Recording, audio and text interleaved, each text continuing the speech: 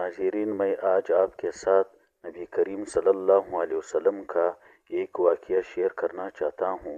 ناظرین، اگر آپ نے میرا چینل سبسکرائب نہیں کیا تو ہمارے چینل ضرور سبسکرائب کریں، لائک کمنٹ ضرور دیں۔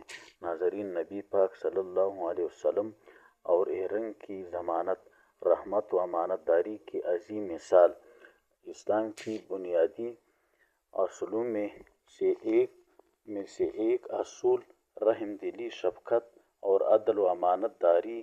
یہ اصول نبی کریم صلی اللہ علیہ وسلم کی زندگی کے ہر پہلو میں نمایاں نظر آتے ہیں۔ آپ صلی اللہ علیہ وسلم کی سیرت طیبہ کا ہر واقعہ ہمیں انسانیت اور دیگر مخلوقات کے ساتھ حسن سلوک کا درس دیتا ہے۔ انہیں واقعات میں سے ایک اہم واقعہ وہ ہے جب ایک ہرن نے آپ صلی اللہ علیہ وسلم سے پناہ مانگی اور آپ صلی اللہ علیہ وسلم نے اس کی ضمانت لی۔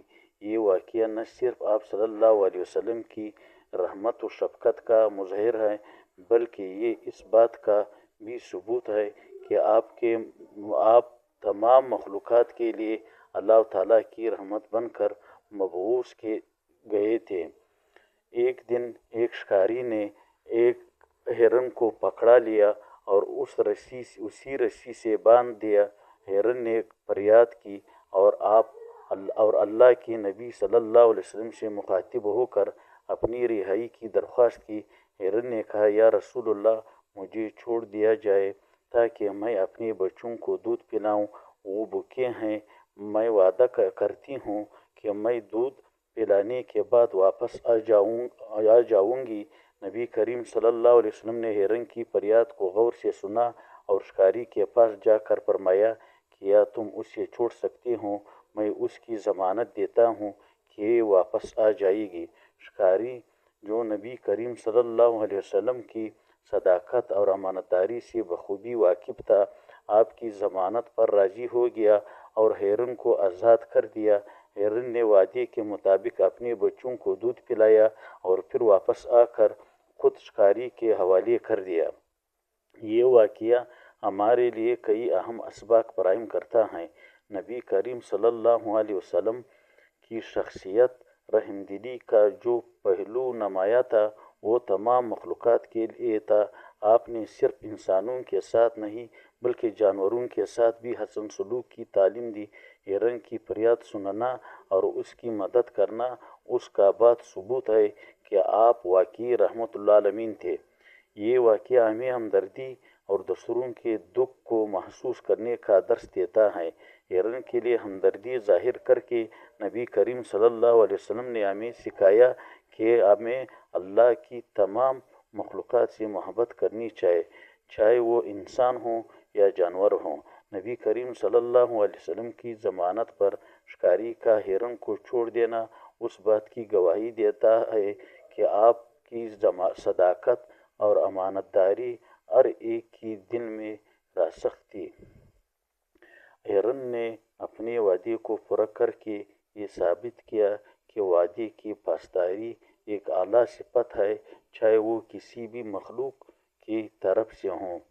اسلام نے جانور کے حقوق کو بھی بڑی اہمیت دی ہے۔ احادیث میں ایسے کئی واقعات ملتے ہیں جن سے یہ ظاہر ہوتا ہے کہ جانوروں کے ساتھ اچھا برتاؤ کرنے پر اجر ہے اور ان پر ظلم کرنے پر عذاب کی وعید ہے۔ ایک حدیث میں آتا ہے کہ ایک عورت کو ایک بلی کے ساتھ ظلم کرنے پر جہنم میں داخل کیا گیا، کیونکہ اس نے بلی کو باندھ کر رکھا اور نہ اسے کھانے کو دیا اور نہ ہی اسے آزاد کیا۔ دوسری طرف ایک گناہگار شخص کو صرف اس بات پر معاف کر دیا گیا کہ اس نے پیاسے کتے کو پانی پلایا۔ نبی کریم صلی اللہ علیہ وسلم اور ہرن کا واقعہ ہمیں انسانیت اور رحمدلی کی حقیقی روح سمجھنے کا موقع فراہم کرتا ہے۔ یہ واقعہ ہمیں یاد دلاتا ہے کہ اللہ کے رسول صلی اللہ علیہ وسلم کی تعلیمات کا مقصد صرف عبادت تک محدود نہیں تھا، بلکہ پوری مخلوقات کے لیے خیر و بھلائی کو عام کرنا تھا۔ آج کے دور میں جب انسانیت سے رحم دلی اور جانوروں سے ہمدردی کا جذبہ کمزور پڑ رہا ہے، نبی کریم صلی اللہ علیہ وسلم کی سیرت سے رہنمائی لینی چاہیے اور اپنی زندگیوں کو ان اصولوں کے مطابق ڈالنا چاہیے جو آپ نے ہمیں سکھائے۔ یہ واقعہ نہ صرف ہمارے دلوں کو نرم کرتا ہے بلکہ ہمیں یاد دلاتا ہے کہ رحمت و شفقت ہی وہ راستہ ہے جو دنیا اور آخرت میں کامیابی کا ضامن ہے۔ والسلام۔